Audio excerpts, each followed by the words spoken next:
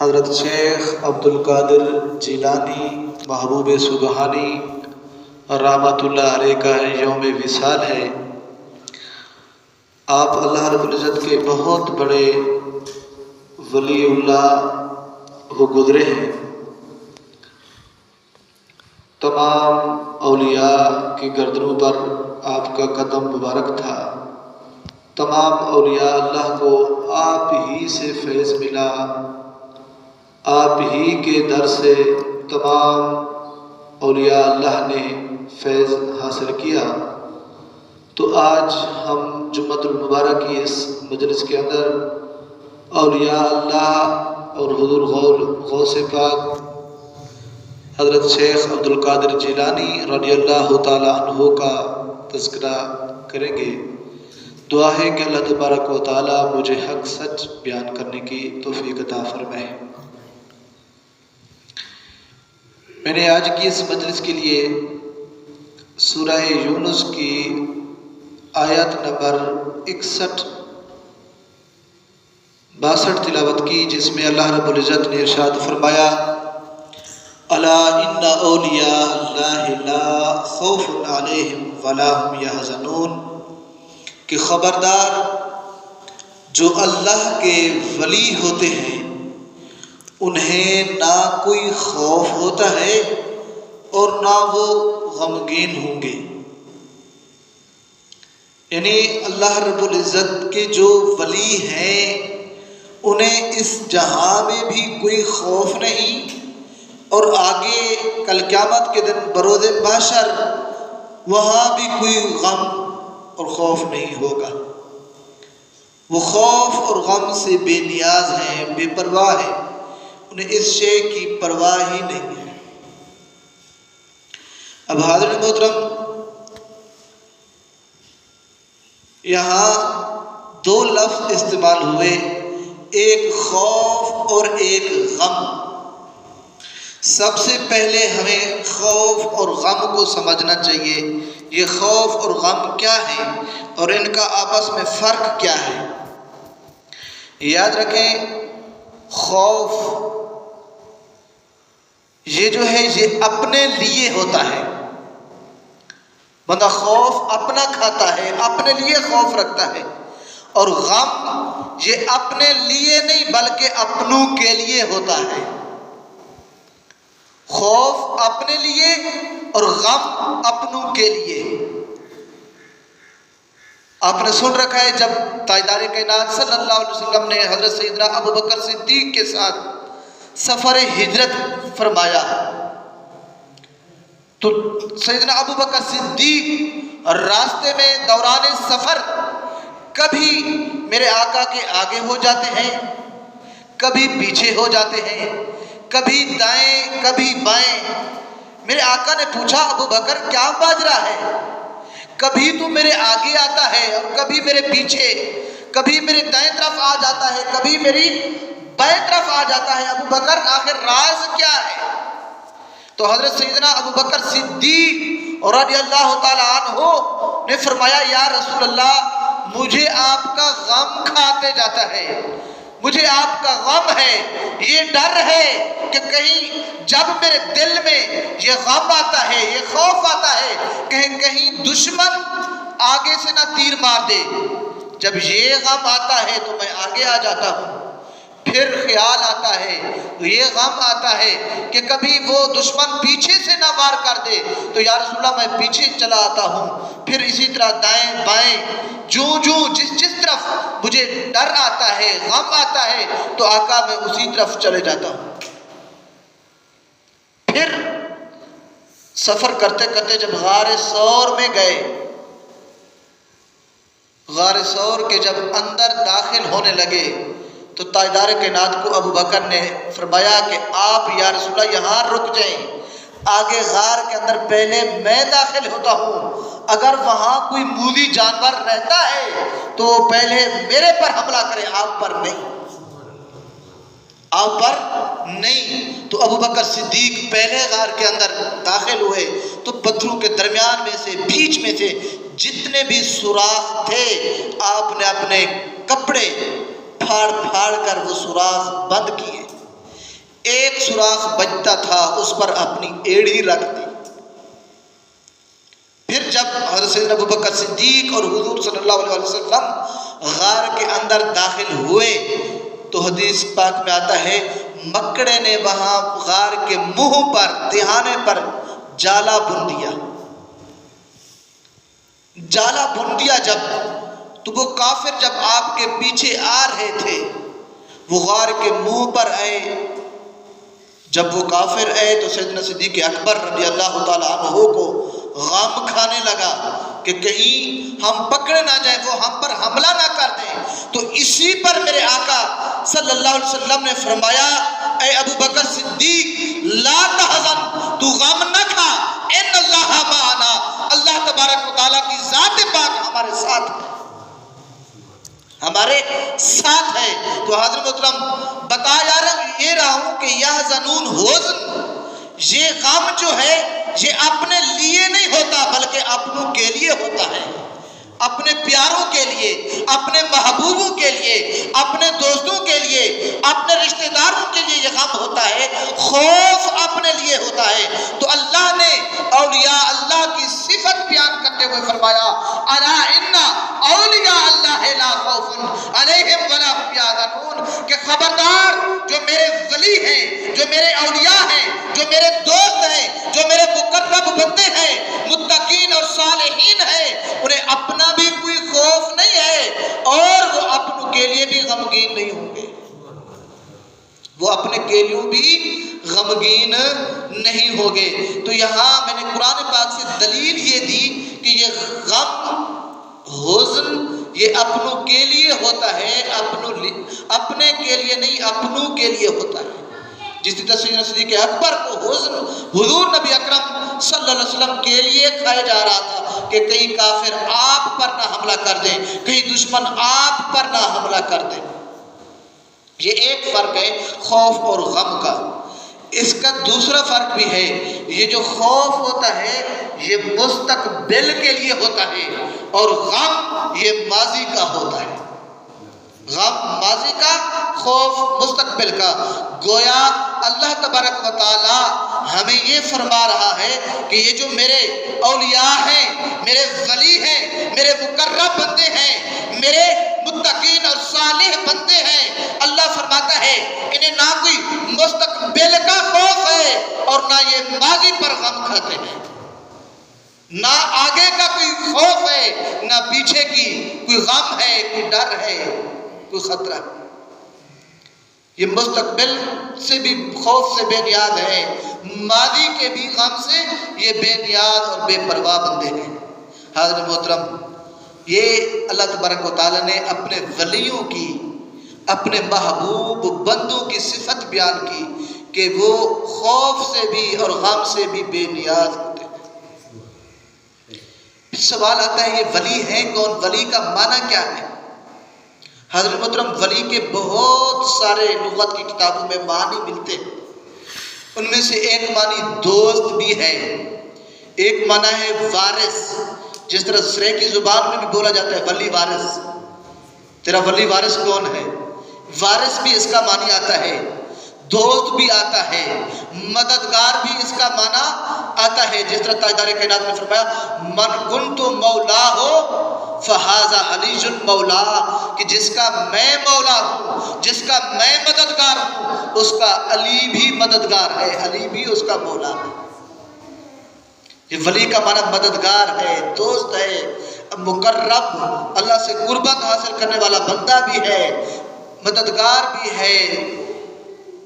تو حضرت محترم اب یہ ولیون جو لفظ آتا ہے نا، ولیون سے بنا ہے، ولیون ہے اصل میں، اس کو ولی کہتے ہیں۔ ولیون یہ فعیلن کے وزن پر آتا ہے، جس طرح سمیع ہے، بصیر ہے، رحیم ہے، یہ سارے فعیلن کے وزن پر صفت مشبہ ہے، صفت مشبہ ہے۔ اس کا معنی دائمی ہوتا ہے، عارضی نہیں بلکہ دائمی، ہمیشہ پایا جانے والا معنی۔ سمیعن کا معنی ہم سنتے ہیں کہ اللہ کی ذات سننے والی ہے، یہ غلط ہے، بلکہ اس کا صحیح معنی یہ ہے سمیعن کا کہ اللہ کی ذات ہمیشہ سننے والی ہے، دائماً سننے والی ہے۔ تو ولیٌ کا جب معنی فعیلٌ کے وزن پر ہے، صفت مشبہ پر کریں گے تو اس کا معنی یہ ہوگا کہ ولی ہمیشہ ولی رہتا ہے، وہ دنیا میں بھی ولی، وہ آخرت میں بھی ولی، وہ اپنی حیاتی زندگی میں بھی ولی ہے، اور قبر کے اندر جائے گا تب بھی ولی ہوگا، چاہے 1000 سال گزر جائیں، 500 سال گزر جائیں، وہ ولی ولی رہتا ہے، ختم نہیں ہوتا۔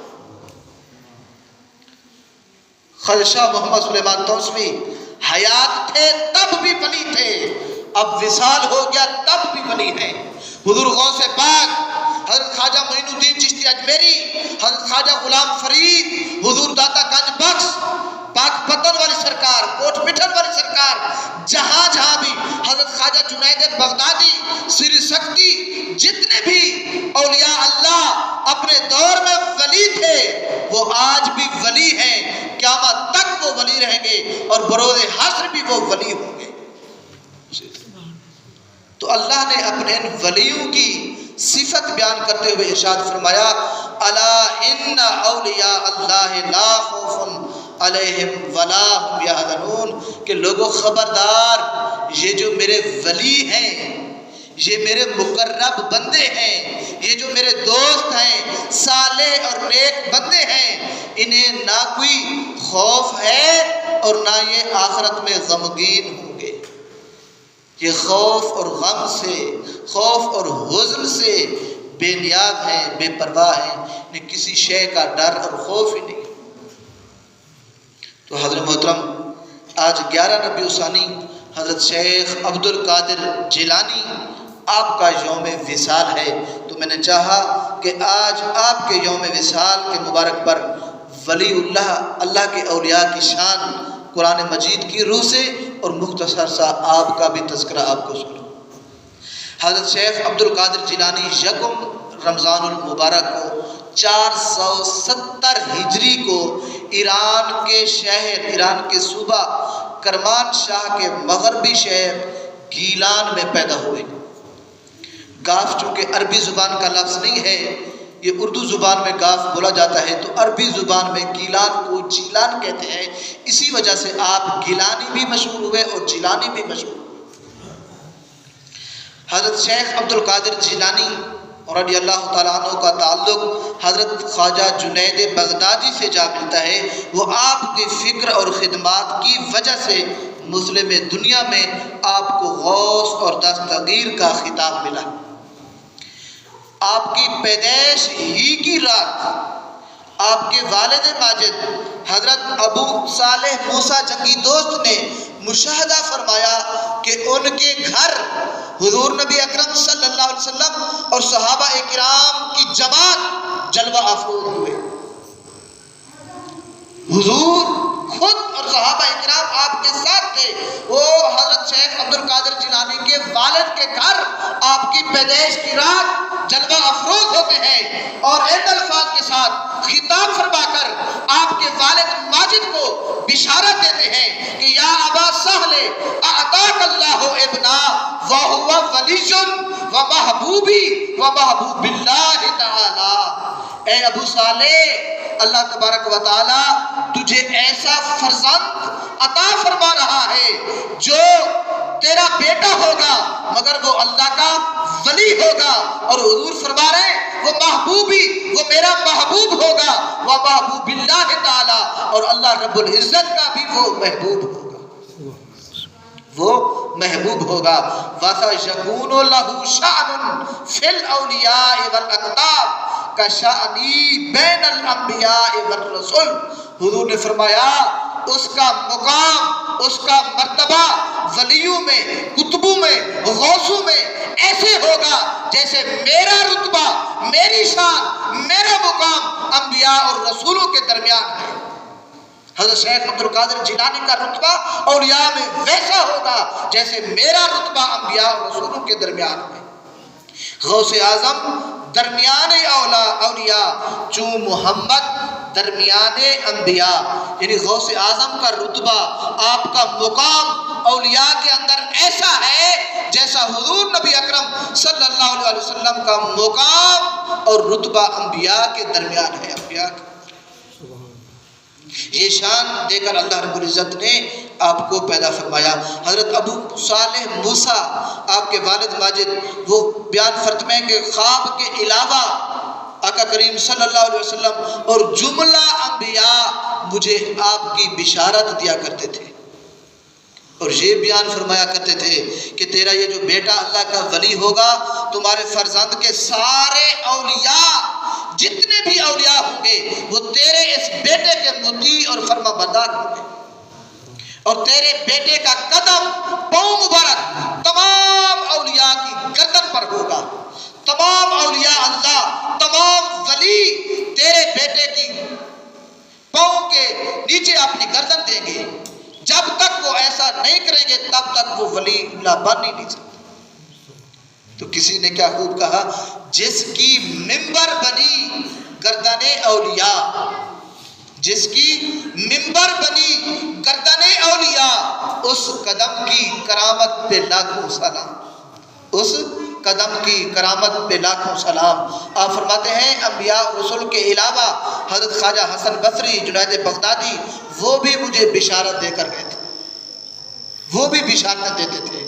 اسی طرح آپ کے والد ماجد بیان فرماتے ہیں کہ جب ایام بچپن تھا آپ کا، ایام طفولیت تھے، یعنی چھوٹا تھا جب آپ، اگر رمضان آ جاتا تو پورا رمضان دن کو یہ کھانا پینا چھوڑ دیتے تھے۔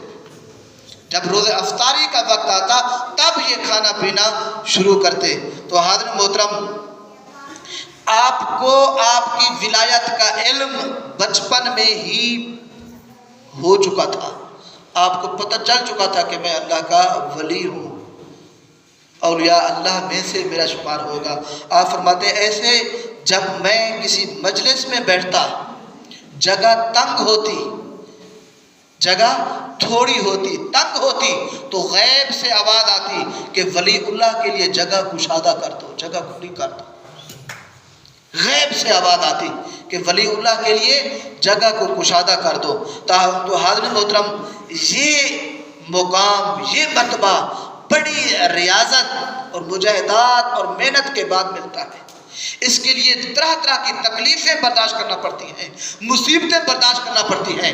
آپ فرماتے ہیں جب میں بچپن میں پڑھتا تھا، طالب علمی کے زمانہ میں کئی مہینے پتے کھا کر ہم گزارا کیا کرتے تھے۔ اتنی تکلیفیں اور مشقتیں برداشت کر کے پھر اللہ تبارک و تعالی یہ مقام عطا فرماتا ہے، یہ مقام عطا فرماتا ہے۔ آپ ابھی کم عمری میں ہی دینی کتب پڑھ چکے تھے، دینی علم حاصل کر چکے تھے۔ آپ چونکہ اجمی تھے، عربیوں میں، عربی زبان میں خطاب نہیں کر سکتے تھے۔ آپ فرماتے ہیں ایک مرتبہ مجھے تاجدار کائنات صلی اللہ علیہ وسلم نے فرمایا کہ بیٹا عبد القادر تو خطاب کیا کر۔ میں نے عرض کی کہ یا رسول اللہ میں اجمی ہوں، عربی میں خطاب نہیں کر سکتا، کیسے کیا کروں؟ تو آپ فرماتے ہیں پھر حضور نے مجھے فرمایا کہ اپنا منہ کھولے، تو میں نے منہ کھولا تو آپ نے 7 مرتبہ اپنا لعاب دہن میرے منہ میں ڈالا اور پھر فرمایا عبد القادر اب خطاب کر۔ تو آپ فرماتے ہیں میں خطاب کرتا تو پھر میری مجلس میں، میری صحبت میں، میری سنگت میں 70 ہزار کا مجمع ہوتا، میں ان مجمع میں بغیر سپیکر کے خطاب کرتا۔ جس طرح پہلا بندہ میری آواز سنتا تھا اسی طرح آخری بندے تک میری آواز پہنچتی تھی۔ پھر یہ حضور کے لعاب دہن کی برکت تھی۔ تو حضرت محترم، ایسے لوگوں کی سنگت، ایسے لوگوں کی صحبت یہ ایسے رہگاہ نہیں جاتی، بیکار نہیں جاتی، بلکہ ایسے لوگوں کی سنگت اور صحبت اللہ تبارک و تعالیٰ بیان فرماتا ہے۔ سورہ عبس پڑھ کے دیکھیں قرآن پاک میں، اللہ فرماتا ہے یوم یفر المرء واخیہ، کہ کل قیامت کے دن، جب قیامت کا دن ہوگا، یہ جو آپ کے بھائی ہیں، جس بھائیوں کے لیے آپ بڑے بڑے پاپڑ بیلتے ہیں، بھائیوں کے لیے جھوٹی قسمیں کھاتے ہیں، بھائیوں کے کے لیے لوگوں کے حق پر ڈاکہ ڈالتے ہیں، تو اللہ فرماتا ہے یوم یفر المرء من اخیہ، کہ کل قیامت کے دن بھائی سے بھاگے گا، اس خوف سے، اس ڈر سے کہ کہیں یہ مجھ سے نیکیاں نہ مانگ لے، کہیں یہ مجھ سے نیکیاں اجر ثواب نہ مانگ لے، بھائی سے بھاگے گا۔ آگے فرمایا وَأُمِّهِ وَأَبِيهِ، اور ماں بیٹے سے بھاگے گی، بیٹا ماں سے دور بھاگے گا، وَأَبِيهِ، اور باپ بیٹے سے دور بھاگے گا، اور بیٹا باپ سے دور بھاگے گا۔ آگے فرمایا وَصَاحِبَتِهِ وَبَنِيهِ، اور بیوی شوہر سے دور بھاگے گی، شوہر بیوی سے دور بھاگے گا۔ اسی طرح فرمایا وَبَنِي، اور اولاد والدین سے دور بھاگے گی، والدین اولاد سے دور بھاگے گی۔ یہ جو کل قیامت کا دن ہوگا، اس خوف سے، اس ڈر سے کہ کہیں یہ میرے عزیز و اقارب، یہ میرے قریبی رشتہ دار، یہ میرے خونی رشتہ دار مجھ سے نیکیاں نہ مانگ لیں، اس کی نیکیاں نہ کم پڑ گئی ہوں، اس خوف سے، اس ڈر سے وہ ایک دوسرے کے سامنے نہیں آئیں گے، دور بھاگیں گے۔ آگے سورہ زخرف کے اندر فرمایا الاخلاء یومئذ بعضهم لبعض عدو الا المتقین، کہ سارے دوست احباب اس دن یعنی قیامت کے دن ایک دوسرے کے دشمن ہوں گے، الا المتقین، سوائے متقیوں کے، سوائے پرہیزگاروں کے، سوائے اولیاء اللہ کے۔ متقین کون ہے؟ مقام پر فرمایا ان اولیاء الا المتقون، کہ اللہ کے ولی وہ متقی ہیں، یعنی اللہ کے ولیوں کے علاوہ یہ سارے اعزاء و اقارب، یہ سارے رشتہ دار، ماں باپ، بہن بھائی، دوست احباب، یہ سب ایک دوسرے سے دور بھاگیں گے، مگر اولیاء اللہ وہ دور نہیں بھاگیں گے، وہ اس دن کام آئیں گے۔ آگے فرمائے یا عباد لا خوف علیکم اليوم ولا انتم تحزنون، ان سے فرمایا جائے گا، یعنی متقیوں سے، اولیاء اللہ سے یہ فرمایا جائے گا اے میرے مقرب بندو، آج کے دن نہ تو تم پر کوئی خوف ہے اور نہ تم غم زدہ ہوگے۔ الذین آمنوا بآیاتنا وکانوا مسلمین، کیوں؟ تم ہماری آیتوں کی تلاوت کرتے تھے، ہمارے آگے اپنا سر جھکاتے تھے، مسلم تھے تم۔ ادخلوا الجنہ انتم وازواجکم تحبرون، آج تم خود بھی جنت میں داخل ہو جاؤ اور اپنے ساتھ جڑے رہنے والوں کو، اپنی سنگت میں بیٹھنے والوں کو، اپنے ساتھ اپنی صحبت میں آنے والوں کو، ان کو بھی ساتھ جنت میں لے جاؤ، ان کو بھی اپنے ساتھ جنت میں لے جاؤ۔ یہ ہے اولیاء اللہ کی شان کہ کل قیامت کے دن بھی ان کے ساتھ سنگت، ان کی صحبت، ان کے ساتھ جڑے رہنا یہ رہے گا نہیں جائے گا، بلکہ کل قیامت کے دن جس دن سارے اعزاء و اقارب رشتہ دار چھوڑ جائیں گے، اولیاء اللہ تب تک جنت میں نہیں جائیں گے تب تک تمہیں ساتھ نہ لیں۔ تو دعا ہے کہ اللہ تبارک و تعالی ہمیں اولیاء اللہ کے ساتھ اپنی سنگت، صحبت اور نسبت قائم رکھنے کی توفیق عطا فرمائے۔ وما علیہ الا البلاغ المبین، بآواز بلند درود شریف پڑھو، مثل نعت سن کے انشاءاللہ۔